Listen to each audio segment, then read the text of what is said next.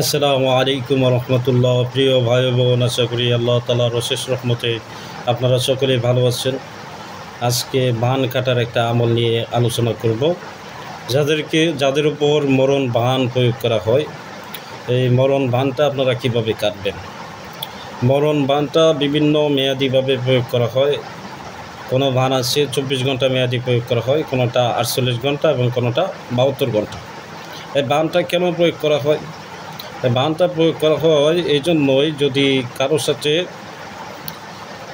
কারোর সাথে বড় ধরনের কোনো শত্রুতা থাকে, সেই ক্ষেত্রে বানটা প্রয়োগ করে যদি কাউরে মারতে চায়, তখন এই বানটা প্রয়োগ করে। এই বানটা প্রয়োগ করা একেবারেই নাজায়েজ। কিছু খারাপ প্রকৃতির কবিরাজ আছে, দুষ্ট প্রকৃতির যারা সেরকম কাজ করে, তারা এই কাজটা করে থাকে। এই কাজটা যাদের উপর করে, তারা অসুস্থ হয়ে পড়ে এবং একসময় তারা খাবার দাবার খাওয়া ছেড়ে দেন, তখন মৃত্যুর কোলে ঢলে পড়ে। তো এই সমস্যা থেকে আমরা কিভাবে পরিত্রাণ পাব? আসলে কারো ক্ষমতা নাই বান মারার মতো। যদি আমরা কিছু নিয়মকানুন আছে, এগুলো মাইনা চলি, তাহলে যত প্রকারের বানই প্রয়োগ করুক না কেন, আপনি একটু অসুস্থ হবেন কিংবা আপনি শারীরিকভাবে আপনার একটু ক্ষতি হবে অথবা একটু পেরেশানিতে থাকবেন, কিন্তু হায়াত এবং মৌতের মালিক আল্লাহ তাআলা। এই জন্য যে সমস্ত দুষ্ট প্রকৃতির লোক আছে, যারা এই বিষয়ে সতর্ক থাকে না, এই বিষয়ে অনেক কিছু জানে না, তাদের উপর কিন্তু এই বানগুলা প্রয়োগ করে। বানগুলা প্রয়োগ করার পরে তারা ডাক্তারের শরণাপন্ন হয় এবং ডাক্তারের পরীক্ষায় কোনো রিপোর্ট আসে না। পরবর্তীতে তারা এভাবে চিন্তা পেরেশানি থাকতে একসময় অসুস্থ হয়ে পড়ে এবং মৃত্যুর কোলে ঢলে পড়ে। তো এই সমস্যাটা আমরা যারা মুতাব্বির আছি, চিকিৎসক আছি, অনেকেই এই ভানগুলো কীভাবে কাটতে হয় আপনারা এই বিষয়ে জানেন না, এই বিষয়ে শিখতে চান। এই জন্য আমি আজকের ভিডিওটা নিয়ে আসছি। আপনারা যারা আমার চ্যানেলটা দেখেন, প্রত্যেকেই সাবস্ক্রাইব করে দিবেন এবং বেল আইকন অন করে দিবেন। তা আমি আজকের ভিডিওটা শুরু করতেছি। এই কাজটা করার জন্য আপনাদেরকে একটা ডালিম গাছের ডাল সংগ্রহ করতে হবে এবং একটা ধারালো লোহার তরবারি সংগ্রহ করবেন। ওই দুইটা লাগবে। এরপরে যে ব্যক্তি মুদাব্বির আছে অথবা কবিরাজ হুজুর আছে, আপনারা এই কাজটা করবেন যখন সকালবেলা রোদ ওঠার পরে আপনারা এই কাজটা করবেন। রোগীকে মাটিতে দাঁড় করাইতে হবে। আপনারা এমনভাবে দাঁড় করাবেন যে দুইটা হাত এভাবে শুরু করে হাত দুইটা মেলায় দাঁড় করাবেন, যাতে হাতের ছায়াটা এবং শরীরের ছায়াটা আলাদাভাবে থাকে। তো এভাবে দাঁড় করানোর পরে আপনারা যে কাজটা করবেন, প্রথমে তার হাত থেকে কাজটা শুরু করতে হবে। আপনারা নিয়ত করে নেবেন যে আল্লাহ, এই রোগীর ওপর যত প্রকারের বান আছে, কুফরি আছে, জাদু আছে, সমস্ত কিছু ধ্বংস করার জন্য আমি যে তদবির করতেছি, এই তদবিরে সফলতা দান করেন, আমিন। এরপরে আপনারা কাজটা শুরু করবেন।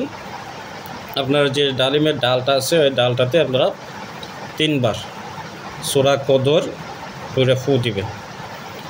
3 বার সূরা কদর পড়ে ফু দিবেন অথবা ইসমে আজম পড়ে ফু দিবেন। তো এভাবে ফু দিলে ইনশাল্লাহ ডালটা জাগ্রত হয়ে যাবে। তখন আপনারা এই ডালটা দিয়ে কাজ করবেন। কিভাবে কাজ করবেন? যে রোগীটার উপর এই ধরনের ক্ষতি করা হয়েছে, তারে দুইটা হাত মেলায়া দাঁড় করাবেন, মাটিতে দাঁড় করাবেন। দাঁড় করানোর পরে যে ছায়াটা পড়বে, এই ছায়াতে আপনি কাজ করবেন। তো কিভাবে কাজ করবেন? আপনারা রোগীর ডান হাতে প্রথমে আপনারা একবার তাওবা করবেন, একবার দরুদ পড়বেন। পড়ার পরে সূরা ইউনূসের 81 এবং 82 নম্বর আয়াত আপনারা পড়বেন। 81 এবং 82 নম্বর আয়াতটা আপনারা দেখে নেবেন, দেখে মুখস্থ করে নেবেন। মুখস্থ করার পরে আপনারা এই কাজটা করতে পারবেন। 81 এবং 82 নম্বর আয়াতটা আপনারা একবার পড়বেন। পড়ার পরে রোগীর ডান হাতে একটা অক্ষর লিখবেন, আরবি একটা হরফ লিখবেন। হরফটা হচ্ছে সিন লিখবেন। এরপরে আবার আরেকবার পড়বেন 81 এবং 82 নম্বর আয়াত। ফালাম্মা আলকাউ ক্বালা মূসা মা জিতুম বিহি সিহর ইন্নাল্লাহা সাইয়ুবতিলুহু ইন্নাল্লাহা লা ইউসলিহু আমালাল মুফসিদিন ওয়া ইউহিক্কুল্লাহুল হাক্কা বিকালিমাতিহি ওয়ালাউ কারিহাল মুজরিমুন। আয়াতটা পড়বেন, প্রথমে একবার পড়বেন। পড়ার পরে ওই যে ছায়াটা আছে, ওই ছায়াতে ডান হাতে আপনারা লিখবেন সিন অক্ষরটা লিখবেন। এরপরে আবার পড়বেন। পড়ার পরে জিমের পরে যে অক্ষরটা থাকে জিম হা, এই হা অক্ষরটা লিখবেন। এরপরে আপনারা কী করবেন, এই দুইটা আয়াত আবার পড়বেন, পড়ার পরে আরেকটা অক্ষর লিখবেন, ওই অক্ষরটা হচ্ছে র, জি সিন হা র। এই 3 অক্ষরের সমন্বয় হচ্ছে সেহের। তো আপনারা 3টা অক্ষর লিখবেন, একবার পড়বেন, পড়ার শেষে আপনারা কী করবেন, সূরা ইউনূসের 81-82 নম্বর আয়াত একবার পড়ার পরে সিন লিখবেন, আরেকবার পড়ার পরে হা লিখবেন, এরপরে লিখবেন আরেকবার পড়ার পরে লিখবেন র। এ হচ্ছে প্রথম একটা তদবির। তো ডান হাতে এভাবে আপনাদের 3টা তদবির করতে হবে। আপনাকে কী করা হয়েছে, একটা তদবির করছেন, তো ডান হাত বরাবর আপনি হাতের তালু বরাবর লিখছেন একটা তদবির, সিন হা র 3টা অক্ষর লিখছেন। এরপরে আপনারা এই মাঝ বরাবর লিখবেন সিন হা র, আবার একই নিয়মে করতে হবে। আপনারা ইউনূসের এই আয়াতগুলো পড়বেন, একবার পড়বেন একটা অক্ষর লিখবেন, আবার পড়বেন আর একটা অক্ষর, আবার পড়বেন আর একটা অক্ষর, এভাবে 3বার পড়ে 3টা অক্ষর লিখবেন। এরপরে এই বরাবর আরও 3টা অক্ষর বসায় দেবেন। তো সেম নিয়মে আপনারা কি করবেন, বাম হাতে চলে যাবেন। বাম হাতে যাইয়া আপনারা এভাবে সূরা ইউনূসের 81 এবং 82 নম্বর আয়াত একবার পড়বেন, পড়ার পরে সিন অক্ষরটা লিখবেন। এরপরে আবার পড়বেন সূরা ইউনূসের 81-82 নম্বর আয়াত, হা অক্ষরটা লিখবেন। এরপরে আবার পড়বেন, র অক্ষরটা লিখবেন। এখানেও লিখতে হবে 3বার, 3টা অক্ষর লিখতে হবে। এই বরাবর আবার 3টা অক্ষর লিখবেন, এই বরাবর আবার 3টা অক্ষর লিখবেন। তো বাম হাত এবং ডান হাত 2 হাতের কাজ শেষ হয়ে গেছে। তখন আপনাকে কি করতে হবে, ওই যে রোগীর দাঁড় করাইছেন, রোগীর যে ছায়াটা আছে, ছায়াতে কিন্তু আপনারা এই অক্ষরগুলো অঙ্কন করতেছেন। এই 3টা অক্ষরের সমন্বয় হচ্ছে সেহের, সেহের মানে জাদু। তো তার উপর যে জাদুটা করা হয়েছে, বানটা করা হয়েছে, বানটা নষ্ট করার জন্য আপনি এই তদবিরটা করতেছেন। পরবর্তীতে করা হচ্ছে, আপনারা রোগীর যে পা আছে, পায়ে চলে যাবেন, ওরাত অংশ থেকে, পায়ের ওরাত অংশ থেকে পায়ের যে তালু আছে, এই তালু বরাবর কাজ করতে হবে। তো আপনারা কি করবেন, পায়ের ওরাতের অংশে এই বরাবর লিখবেন সিন হা র। প্রথমে ডান পায়ে লিখবেন, এরপরে এই বরাবর লিখবেন সিন হা র। এরপরে পায়ের যে গন্ডা বরাবর আছে, গন্ডা বরাবর লিখবেন সিন হা র। তো পায়ের ডান পায়ের তদবিরটা শেষ। তখন আপনারা কী করবেন, বাম পায়ে চলে যাবেন। বাম পায়ে যায় সূরা ইউনূসের 81 এবং 82 নম্বর আয়াত একবার পড়বেন, হ্যাঁ, একটা অক্ষর লিখবেন সিন, আবার আরেকবার পড়বেন, আরেকটা অক্ষর লিখবেন হা, আবার আরেকবার পড়বেন, আরেকটা অক্ষর লিখবেন র। তো এই সিন হা রর সমন্বয় হচ্ছে সেহের। তা আপনারা এভাবে ডান পায়ে যেভাবে তদবিরটা করছেন, বাম পায়েও কী করবেন, এভাবে তদবিরটা করবেন। ভিডিওটা বড় হয়ে যাচ্ছে, আমি শেষ করে দিব। তো 2 হাত এবং 2 পায়ের কাজ আপনারা কমপ্লিট করছেন। এখন কি করবেন, রোগীর কপাল বরাবর অংশে যাবেন, যাওয়ার পরে ডান দিক থেকে শুরু করবেন। আমার এই দিক দিয়ে কিন্তু ডান দিক হয়, মোবাইলে দেখাচ্ছে। ডান দিক বরাবর আপনারা শুরু করবেন এভাবে, সিন, এখানে লিখবেন হা, এখানে লিখবেন র, আবার এখানে শুরু করবেন সিন হা, এখানে এই বরাবর লিখবেন র, অথবা এই বরাবর লিখতে পারেন, সমস্যা নাই। সিন হা র আপনাকে 3বার লিখতে হবে। এই বরাবর একবার, এই বরাবর একবার, এই বরাবর একবার। আপনারা এই অক্ষরগুলো একটু পাক রেখে লিখবেন, সমস্যা নাই, জায়গাটা একটু ফাঁকা থাকলে কোনো সমস্যা নাই। তো আপনারা এভাবে কপাল বরাবর যে অংশটা আছে এটা কাজ করছেন, কাজ শেষ করছেন। কাজ শেষ করার পরে আপনারা সিনা বরাবর চলে যাবেন। সিনা বরাবর যায় লিখতে হবে, এখানে লিখবেন সিন, এখানে লিখবেন হা, এখানে লিখবেন র, আবার লিখবেন সিন হা র, সিন হা র। তা আপনাদের কাজটা কমপ্লিট। আপনারা একবারে এই অক্ষরগুলো এবার দিতে পারেন, সিন হা র, নাভি বরাবর লিখবেন, সিনা বরাবর থেকে একবারে নাভি বরাবর লিখবেন। তো আপনারা 1টা 2টা 3টা 4টা 5টা 6টা অঙ্গে কী করলেন, তদবির করলেন।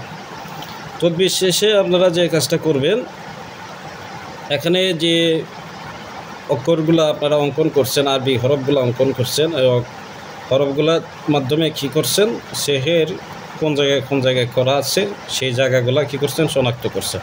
এখন এইগুলো আপনাকে নষ্ট করে দিতে হবে। যত জায়গায় সেহের আছে সবগুলো নষ্ট করে দেবেন। এজন্য আপনারা কি করবেন, আপনারা বান কাটার যে দোয়াটা আছে আম আবরম আমরন পাইন্না মুবরিমন, তা আপনারা এই যে লোহার যে ছুরিটা নিচ্ছেন ওই ছুরিতে আপনারা কি করবেন, এই ছুরিতে আমরা যেভাবে হাত দাঁড়াই, হাত দাঁড়ানোর যে দোয়াটা আছে ওয়াকানা হাক্কান আলাইনা নাসরুল মুমিনিন, এই আয়াতটা আপনারা 3 বার করে ফু দিবেন এবং বলবেন যে হ্যাঁ আল্লাহ এই তরবারিটা কি আরও দাঁড় হোক, যাতে রোগীর উপর যে কোনো বান আছে বানগুলা কাটা যায়। এভাবে এই আপনার যে ছুরিটা আছে এটাতে হাত দাঁড় করার যে আয়াতগুলো আছে এগুলো করে ফু দিবেন, ফু দেওয়ার পরে ওইটা রেডি হয়ে যাবে। তখন এই যে ছুরিটা আছে এই ছুরি দিয়ে আপনারা কি করবেন, যত জায়গায় সিন হার ওয়া অক্ষরগুলো অঙ্কন করছিলেন এগুলো দাগগুলো আপনাকে কেটে দিতে হবে। তো কিভাবে কাটবেন, আপনারা আম আবরুম আমরুন পাইন্না মুবরিমুন এই যে আয়াতটা আছে এই আয়াতটা আপনারা 7 বার পড়বেন। পড়ে কী করবেন, নিয়ত করবেন যে আল্লাহ রোগীর ডান হাতে আপনারা যত জায়গায় এই অক্ষরগুলো লিখছেন অত জায়গায় কী করবেন, ক্রস চিহ্ন দেবেন, দিয়া এভাবে টান দিবেন, এভাবে ক্রস চিহ্ন দিয়ে টান দিবেন, এভাবে টান দিবেন। আপনারা নিয়ত রাখবেন, আপনাদের যখন পড়া শেষ হয়ে যাবে তখন আপনারা বলবেন যে রোগীর ডান হাতে অমুক অংশে হাতের তালুতে অথবা অমুক অংশে যে যত প্রকারের বান দিচ্ছে সমস্ত বান কী করতেছি আল্লাহ আমি আপনার পবিত্র কালাম পড়ে ধ্বংস করে দিতেছি। তো এভাবে আপনারা কী করবেন, ওই যে রোগী দাঁড় করানোর পরে যে ছায়াটা আছে ওই ছায়াতে কী করবেন, এভাবে ক্রস চিহ্ন দিয়ে কাইটে দিবেন আল্লাহু আকবার বিল্লাহ। এরপরে এই বরাবর যে অক্ষরগুলো লিখছিলেন ওখানেও খাইতে দেবেন, এরপরে এই বরাবর যে 3টা অক্ষর লিখছিলেন ওখানেও খাইতে দেবেন। এরপরে বাম হাতে করবেন, এরপরে ডান পা করবেন, এরপরে বাম পা করবেন, নিয়মটা হচ্ছে এভাবে। এরপরে আপনারা কি করবেন, এরপরে কপাল বরাবর যে হরফগুলো আপনারা লিখছিলেন এই হরফগুলো এভাবে খাইতে দেবেন ক্রস চিহ্ন দিয়ে। এরপরে সিনা থেকে নাভি বরাবর যে হরফগুলো লিখছিলেন এইগুলো খাইতে দেবেন। খাইতে দেওয়ার পরে আপনাদের করণীয় হচ্ছে আপনারা নিয়ত থাকতে হবে যে আপনারা কি করছেন, সমস্ত জায়গায় যা কিছু যত ব্যাপারে বান দিচ্ছিল সব বান নষ্ট করে দিচ্ছেন এইভাবে। এরপরে আপনারা সূরা ফালাক এবং নাস, সূরা ফালাক এবং নাস পড়বেন, নাস পড়ে ফু দিবেন যে আরও যদি কোনো জাদু থাকে সমস্ত জাদু যেন ধ্বংস হয়ে যায়। সূরা ফালাক আপনারা পড়বেন 21 বার, পইরা 3টা ফু দিবেন। সূরা নাস পড়বেন 21 বার, পইরা 3টা ফু দিবেন। এরপরে আপনারা কি করবেন, সূরা বাকারা 255 নম্বর আয়াত, যেটাকে আমরা আয়াতুল কুরসি বলি, এটা আপনারা 7 বার পড়বেন, পড়ে ফু দিয়ে দিবেন। দিয়া মাথা থেকে পায়ের তালু পর্যন্ত সমস্ত শরীরে আগুন ধরায় দেবেন, যে এই শরীরে রোগে রোগে অথবা কি শিরায় শিরায় অথবা যে কোনো অঙ্গ প্রত্যঙ্গে গুপ্তভাবে যদি কোনো কিছু জাদু বান অথবা কি কোনো জিন্নাত লোকায়িত থাকে তাদেরকে কি করতেছি, জ্বালায় দিতেছি, আল্লাহ তাওফিক দিন। তখন আপনারা এভাবে জ্বালায় দেবেন, ইনশাআল্লাহ আর রোগীটা সম্পূর্ণ ক্লিয়ার হয়ে যাবে।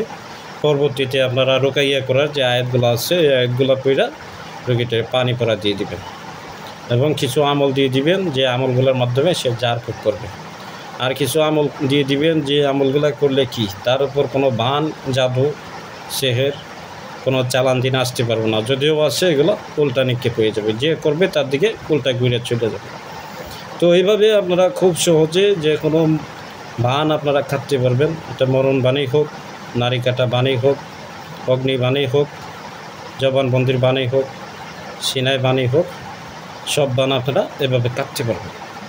তো আপনারা যারা তদবিরটা করবেন অবশ্যই অনুমতি নেবেন, অনুমতি সাপেক্ষে আপনারা কাজটা করবেন।